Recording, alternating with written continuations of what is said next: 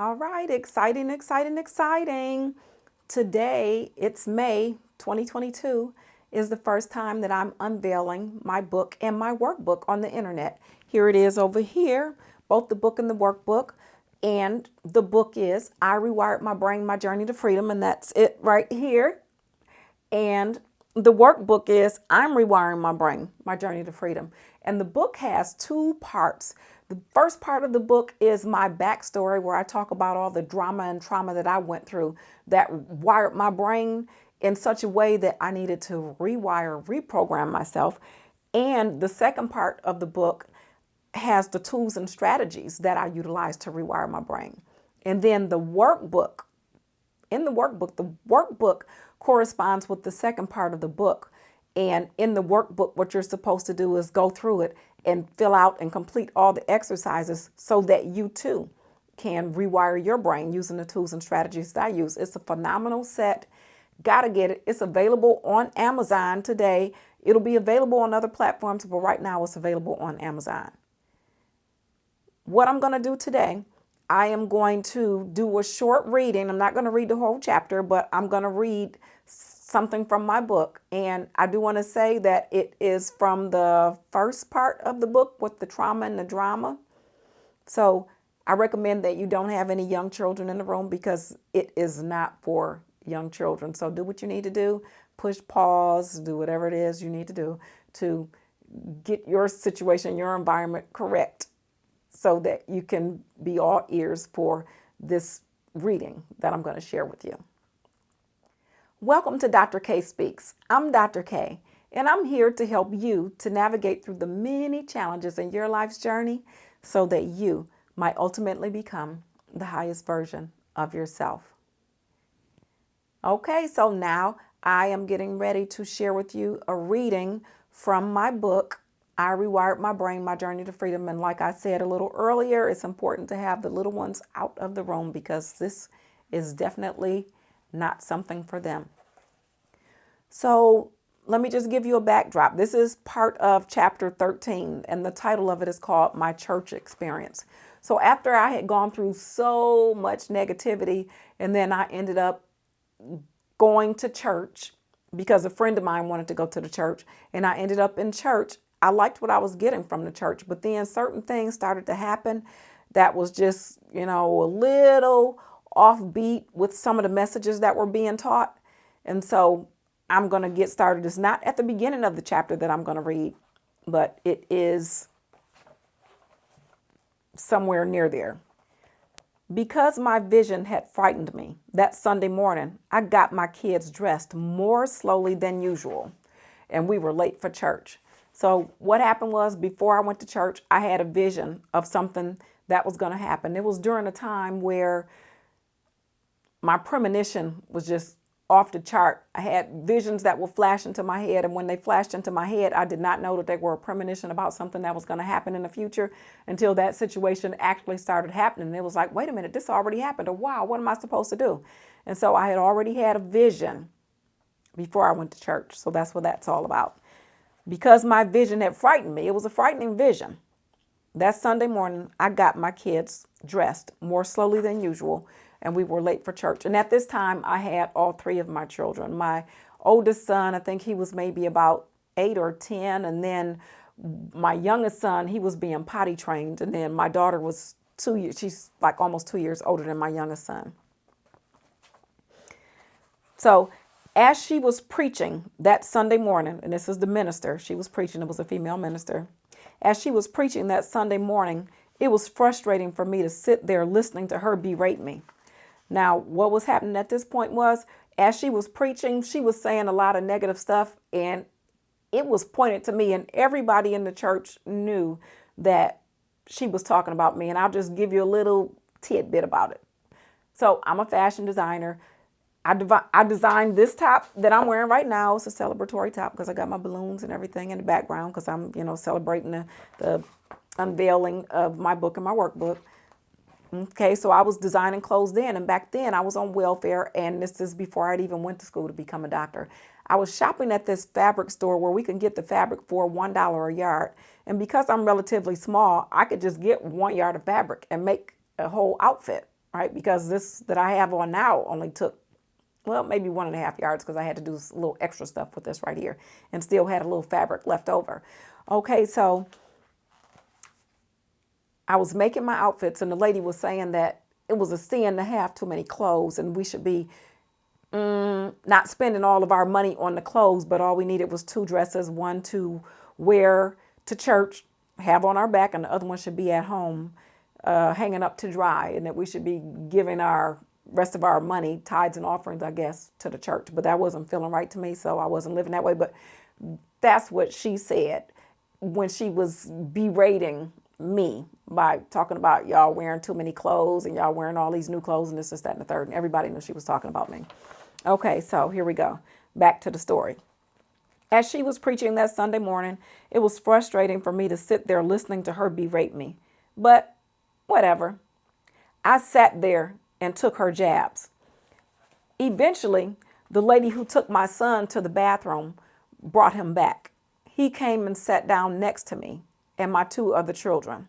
And then the service continued. Next thing I knew, the pastor started talking about my children, commenting on my son that I was potty training. She made other negative comments, but I don't even remember them all. Well, I had dealt with her talking about me, but I really didn't like her talking about my kids.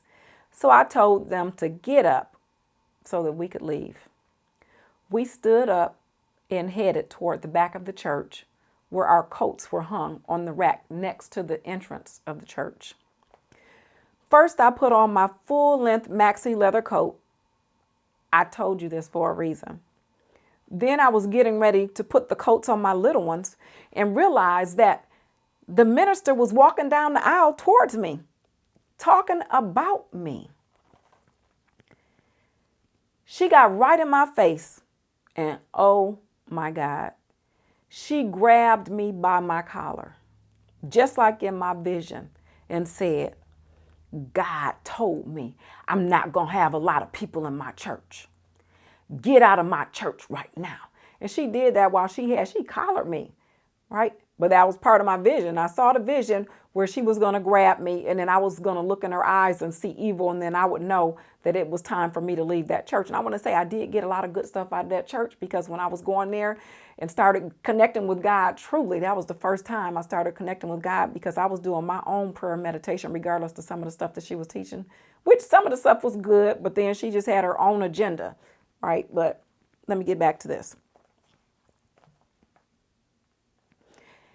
I think I had that vision so that when she grabbed me, I wouldn't instantly do my karate moves for that kind of attack because the minister was an 80-year-old woman and I could have done some real damage. Now, getting to the karate, me and my oldest son were brown belts and I was taking karate. Get this, y'all. It was a long time ago, but I was taking karate because I wanted to be able to defend myself against my ex-husband because I wanted us to be a family so much. And so I figured, all right, well, if I take karate and then I learn how to fight, then I can defend myself and then I could try to get this family thing to work. I was in my early 20s when I was thinking like that.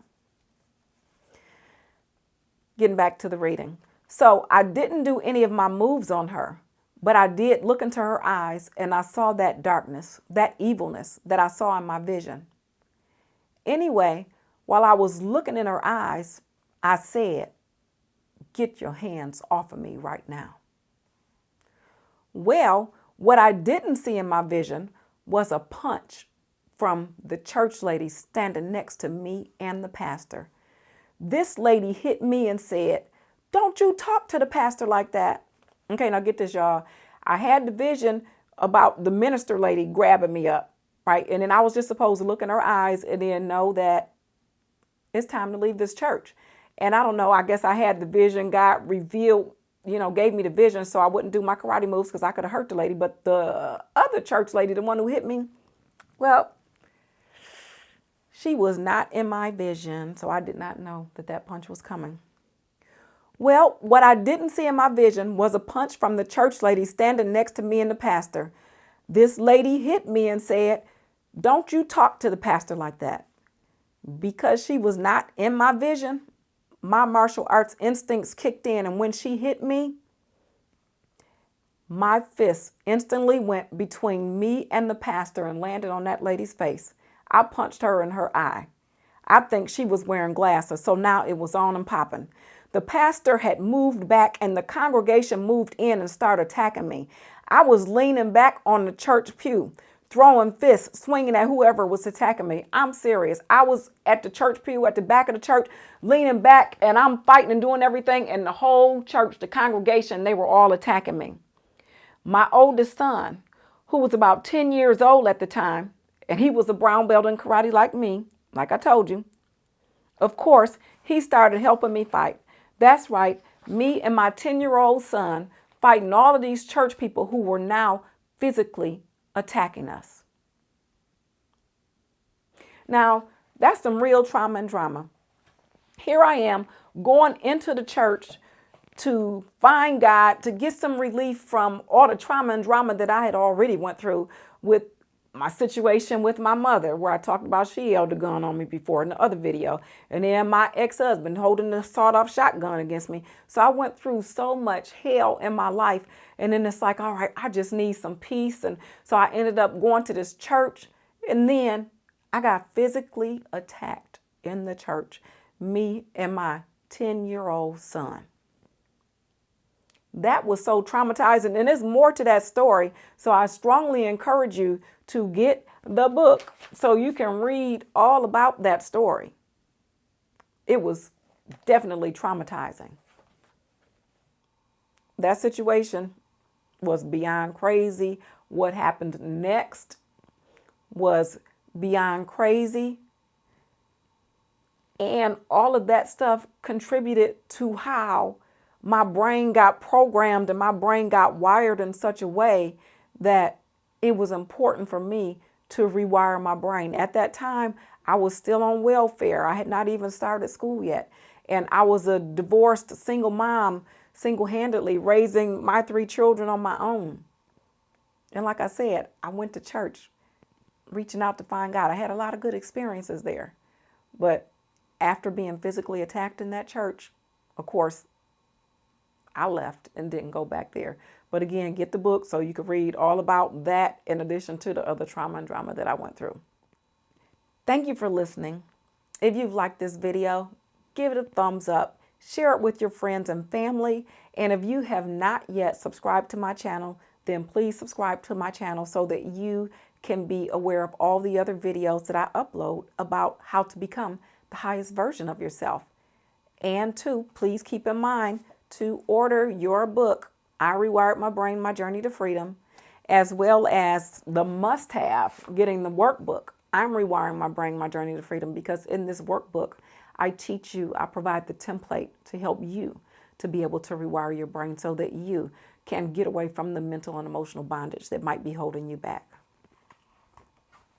Thank you for listening, and stay tuned for more videos to help you become the highest version of yourself. Thank you.